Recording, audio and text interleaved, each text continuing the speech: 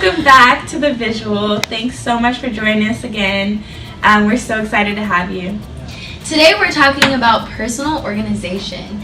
First things first, a book that's created by Stephen Covey. This is the #1 bestseller for personal management. So first things first shows you how to look at how to use your time differently. And basically this book creates balancing between your personal and professional responsibilities. I need that. So basically Covey teaches organizing process that categorizes tasks so you can focus on what's important and not urgent. And he does this in 4 quadrants. So the first one is the quadrant of necessity.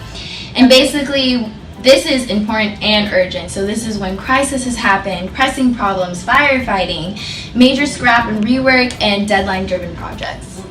Yeah, Covey also mentions the quadrant of quality and personal leadership. We kind of pretty much focus on like long-term solutions and building your dream/career, developing your personal skills and improving your health, as well as finding your lifetime partners.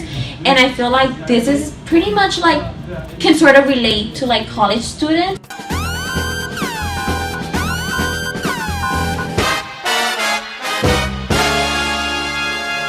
Because it's like we're really always focusing on like deadlines, and I feel like sometimes even though it's not urgent, it's very important for us to kind of like build this social like connection with people. So yeah, definitely. I would love to spend time doing that. That's what's really important, but I'm always getting interrupted. I feel like it's always like an alarm on my phone, something like that. I'm getting text messages straight to my computer now. Yeah. And like it's always this quadrant of interruption, which Stephen Covey talks about too.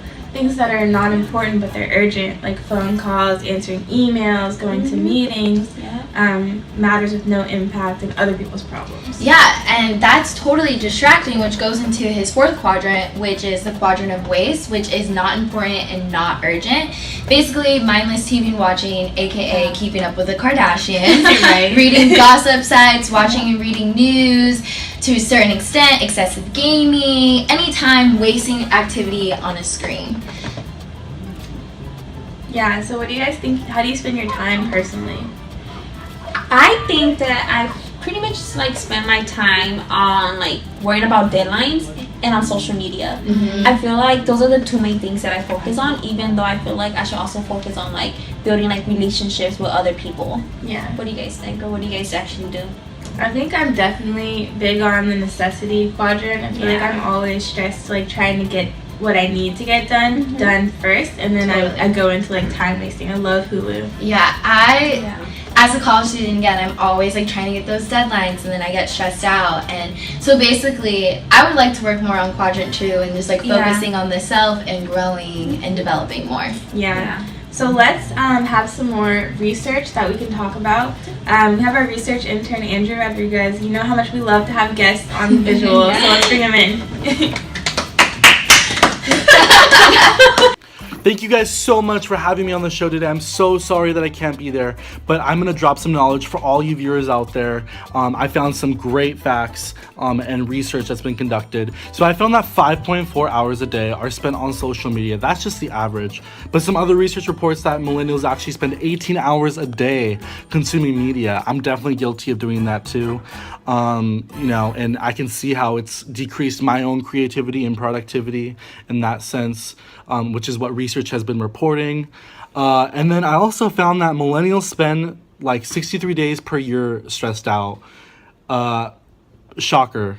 So going off on that, like it definitely there's ramifications in terms of how it affects our mental health and just wellness, emotional wellness in that sense, because we're not really taking that time for ourselves to kind of sit back, relax, and enjoy our day.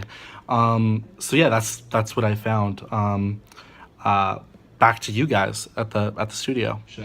Wow, that was so interesting. Definitely. Thank you so much, Andrew, for sharing those facts with us, and definitely have a great time at your conference.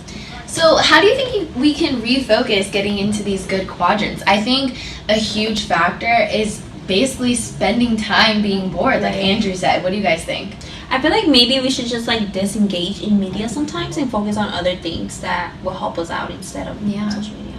Absolutely. And then focus on relationship building, prioritizing the people that we care about in our lives. I agree.